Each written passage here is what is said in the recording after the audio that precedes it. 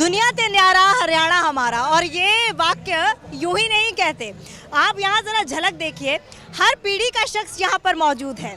आप उसके बाद आप देखिए, ये अलग पीढ़ी, ये अलग पीढ़ी और ये अलग पीढ़ी, यानी कि कुछ ना कुछ तो बात है हरियाणा में, जो अलग अलग रंगों में बिखरे हुए यहाँ पर शख्सियतें दिखती हैं, अलग अलग तरह के यहाँ लोग दिखते हैं, लेकिन एकजुट है।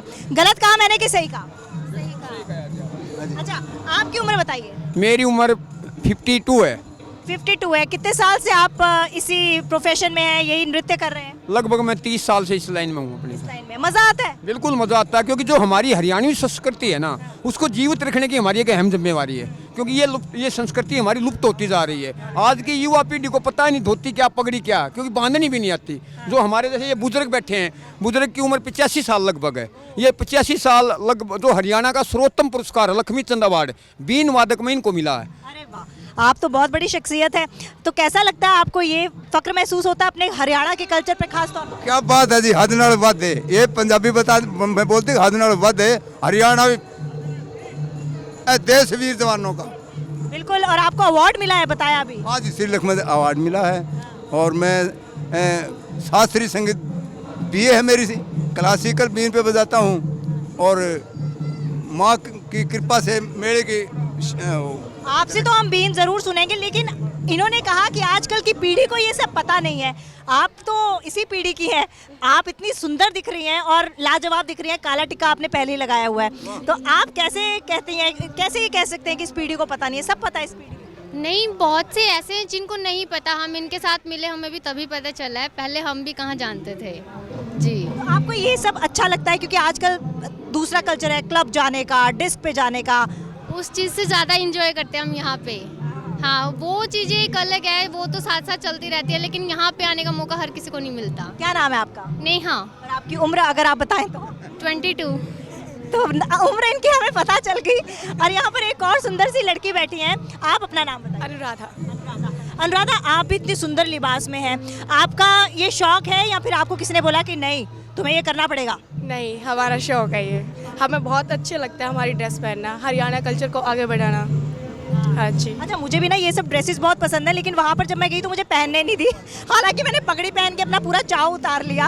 अच्छा, क्या संदेश देना चाहेंगे आजकल की पीढ़ी को? हम यही कहना चाहते हैं कि अपनी साथ साथ इंजॉयमेंट भी करो, लेकिन इस वेशभूषा को और हरियाणवी कल्चर को साथ लेके चलो। और वाकई जो इस वेशभूषा में बात है ना, वो मुझे नहीं लगता कि किसी और में है ना। हमारी देश की संस्कृति एक अलग ही संस्कृति है। आप बताइए, आपका क्या नाम है? क्या? और आपने ये बीन कहते हैं ना इसे, तो आप कितने सालों से ये बजा रहे हैं? काफ़ी सालों से बजा रहे हैं। अच्छा, आपकी उम्र हो गई है इतनी ज़्यादा, फर्क नहीं पड़ता, मतलब ज़्यादा जोर लगता है? जोर तो लगता है जी, फिर जैसे जैसे कि अपने हिसाब से रखना पड़ता है जो तो जाके बताइए एक बार।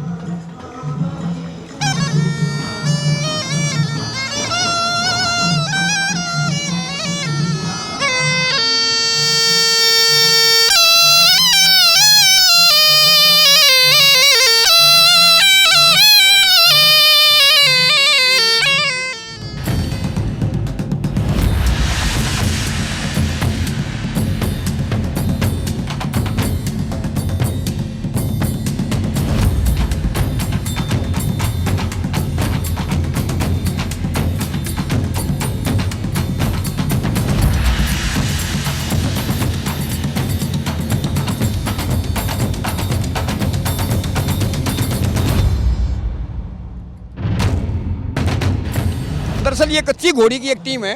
ये हमारी हरियाणा संस्कृति का एक अहम हिस्सा था। जो पहले हमारी राजा प्रथा रजवाड़े होते थे, राजे महाराजों के दरबारों में इस प्रकार का डांस होता था, घोड़ी नृत्य। घोड़ी नृत्य का रूप धीरे धीरे खत्म हो गया, क्योंकि हमारी राजा प्रथाएं खत्म हो गई, रजवाड़े खत्म हो गई।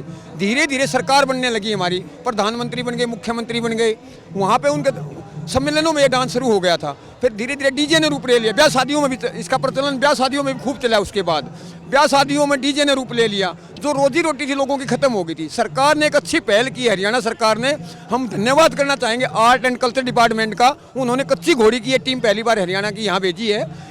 बार बार धन्यवाद सरकार का कि भाई हमारी हरियाणी संस्कृति का एक हिस्सा था, इसको जीवित रखने के लिए एक अहम योगदान सरकार अब दे रही है, आगे बढ़ा रही है लगातार। इसकी देख हम अनेक टीमों आगे निकल के आएंगे। चलिए एक झलक हम भी देखेंगे और इनके साथ थोड़ा इस नाच गाने का लुत्फ उठाएंगे।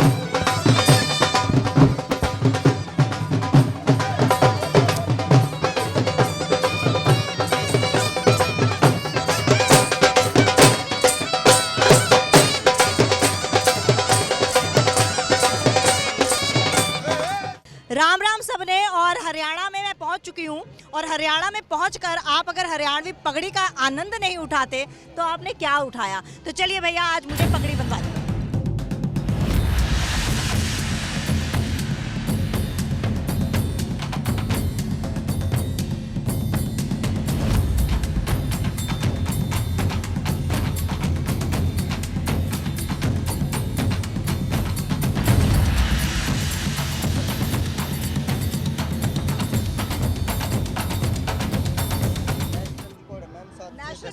नेशनल रिकॉर्ड है आपका 7 से 10 सेकेंड। और मुझे लग रहा है ये तो आप 5 सेकंड में पूरा कर देंगे और मेरे सर की तो वाट लग गई। और मैं अपने दर्शकों को बता दूं कि मेरा कैमरामैन कह रहा था कि मैम आपके बाल खराब हो जाएंगे, लेकिन मैंने कहा कि नहीं, सूरज कुंड में आए हैं तो पगड़ी पहने। पहन ली? अरे वाह, तो पगड़ी पहन ली। तो चलिए एक बार थम्स अप कर दें। अब आपकी भी बात सुन लेते हैं। क्या नाम है आपका? जी अनूप पगड़ी वाला। अनूप पगड़ी वाला, आपका यही प्रोफेशन है? यस मैम, यही प्रोफेशन है मेरा। आपने कैसे सोचा कि मैं इसी प्रोफेशन में पढ़ूंगा? जैसे मैम मैं हरियाणवी कल्चर में डांस रिप्रेजेंट करता हूँ, अपना हरियाणवी फोक डांस। तो लेकिन हम हर जगह जाते थे तो हमें लगता था कि हमारी पगड़ी को बांधने वाला बहुत ही कम लोग मिलते थे। तो मैंने इसको अभ्यास कर करके कम से कम 6-7 महीने कंटिन्यू, तो मैंने पहले 5-7 मिनट में बांधता था पगड़ी, फिर मैंने 100 और कम किया, 3 मिनट किया, फिर 2 मिनट, फिर आज मैं 5 से 7 सेकंड में पगड़ी बांध देता हूँ। 5 से 7 सेकंड में पगड़ी। और आप अपने सर का ख्याल रखिए, क्योंकि जिस तरह से इन्होंने सर घुमा के 5 सेकंड में, मेरे को लगता है 7 सेकंड आपने नहीं लिए। जी मैम, जी मैम। 5 सेकंड में इन्होंने ऐसे पगड़ी बांधी और 5 सेकंड में तो मेरे को सच बात बोलूं तो ये सोचने में लग गया कि मैं कौन सी पगड़ी बंधवाऊंगी। जी मैम, ये तो बिल्कुल मैम। लेकिन मैं अब जैसे अब पहले मेरा 10 सेकंड का रिकॉर्ड था, अब मैंने 5 सेकंड का रिकॉर्ड बना दिया है। चलिए मैं तो यही दुआ करती हूँ कि आपका ये जो सेकंड है ना ऐसे चुटकियों में हो जाए, कि ऐसे चुटकी मारी नहीं और पगड़ी बंधी नहीं। हाँ, तो बहुत मजा आया। और देखिए मेरी पगड़ी एकदम कौन से कलर की है, मेरे को तो कलर भी नहीं दिखा इतनी जल्दी में। बड़ी कलरफुल पगड़ी है। और जैसा कि मैंने आपको शुरुआत में ही बोला कि हरियाणा एक कलरफुल राज्य है, ढेर सारे रंग इसमें आपको दिखेंगे। तो आगे बढ़ते हैं, आगे कौन कौन से राज्य हैं जो हमें दिखने वाले हैं और कौन कौन से राज्य के रंग हम आपको दिखाएंगे। चलिए मेरे साथ। बहुत बहुत धन्यवाद आपका।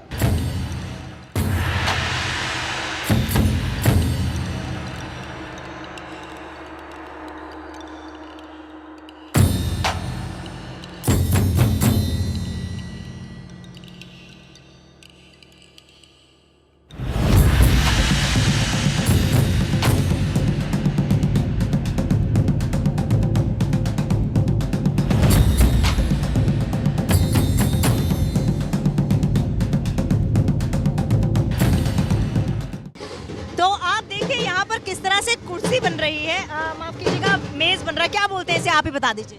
इसे पीढ़ा बोलते हैं जी। क्या बोलते हैं? पीढ़ा। पीढ़ा पीढ़ा पीढ़ा पीढ़ा बोलते हैं। पीढ़ा। पीढ़ा। क्या नाम है आपका? शमशेर है। शमशेर। कहाँ के रहने वाले हैं आप? मैं मेवात से रहना। मेवात का।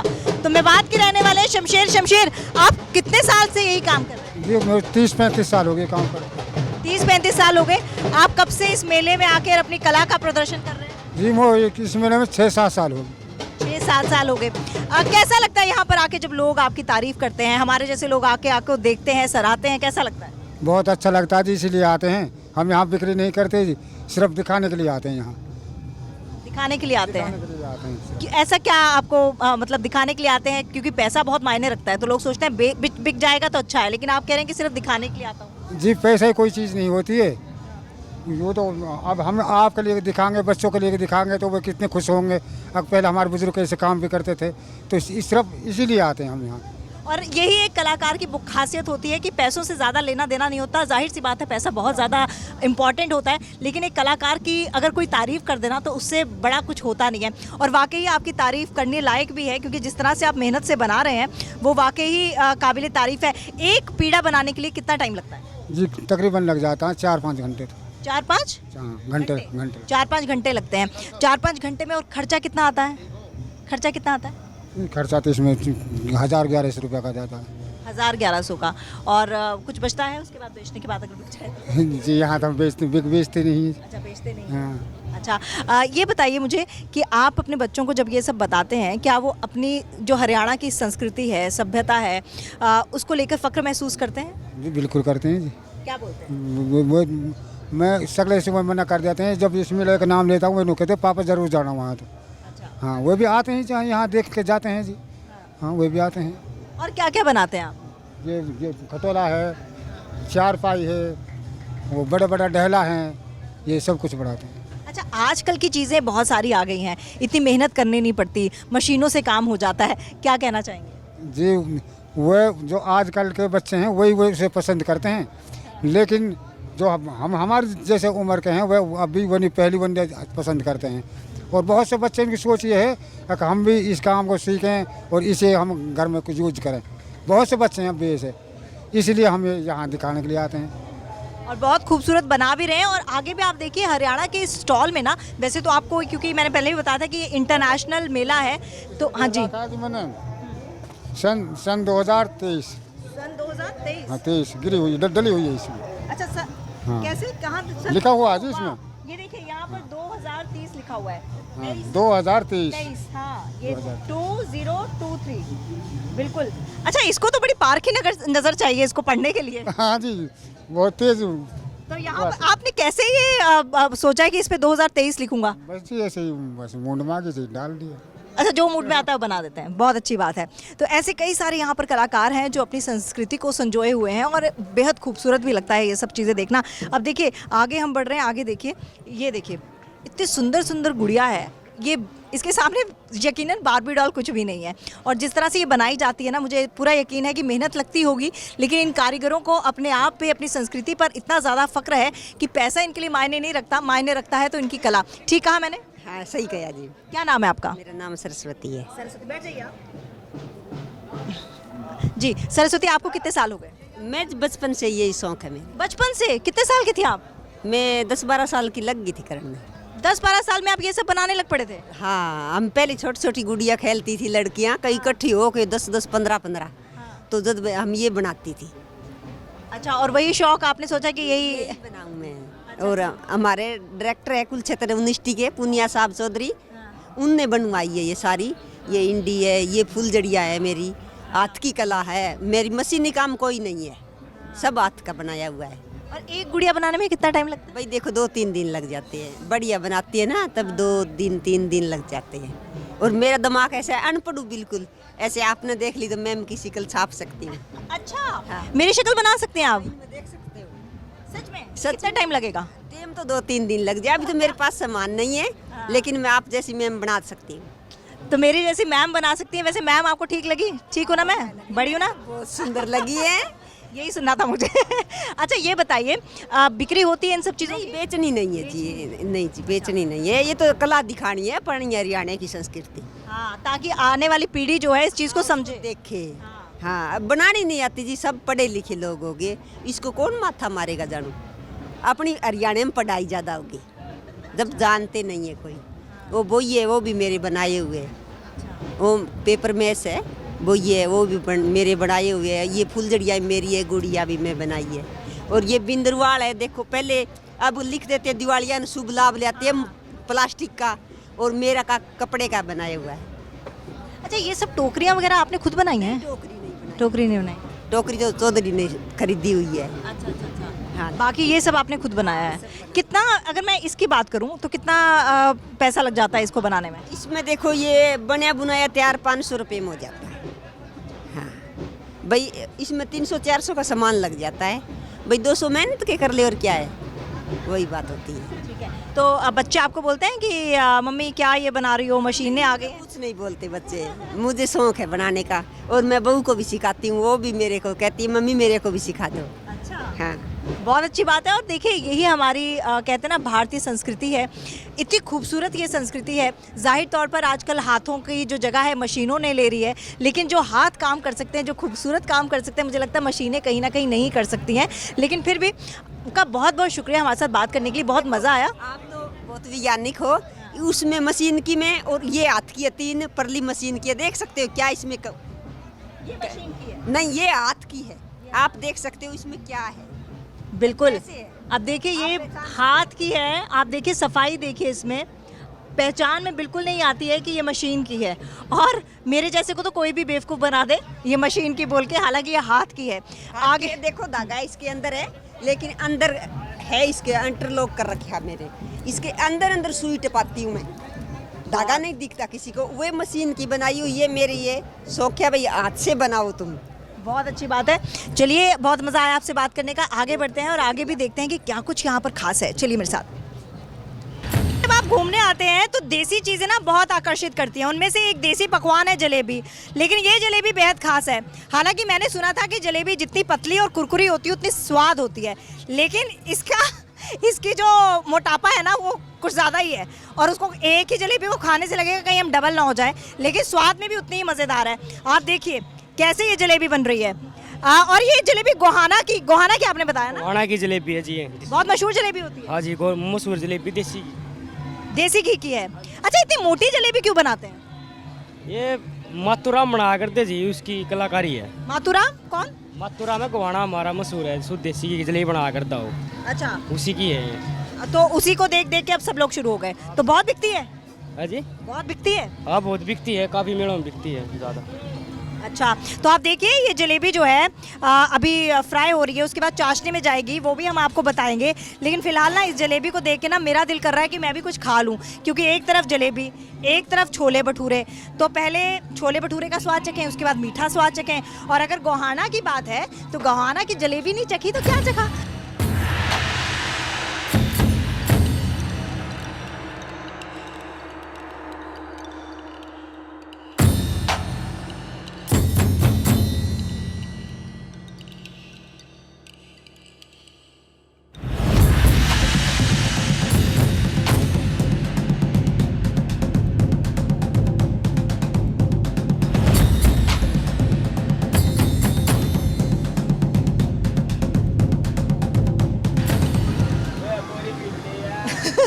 तो वाकई ये जलेबी मैंने खाई, थोड़ी सी खाई, झूठ नहीं बोल रही, क्योंकि इतनी बड़ी जलेबी तो मैं नहीं खा सकती, लेकिन बहुत ही टेस्टी है।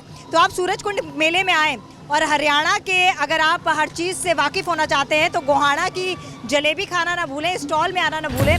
हमारे देश के किसी भी राज्य की खूबसूरती को एक छोटे से प्रोग्राम में समेटना मेरे को लगता है कि वो बिल्कुल पॉसिबल ही नहीं है। और हरियाणा राज्य में तो इतने सारे कल्चर हैं, इतने सारे रंग हैं कि आप इसको जितना बताएंगे ना उतना लफ्ज़ कम पड़ जाएंगे। तो फिलहाल इस एपिसोड में इतना ही, लेकिन वादा करती हूँ कि आपके पास दोबारा आऊँगी और दोबारा यही सब चीज़ें लेकर आऊँगी। अपने देश का कल्चर, हरियाणा राज्य के कुछ अनछुए पहलू, उनके बारे में आपको बताऊँगी। फिलहाल मेरे साथ इतना ही, लेकिन आप बने रहिए हमारे साथ, देखते रहिए सूर्य समाचार।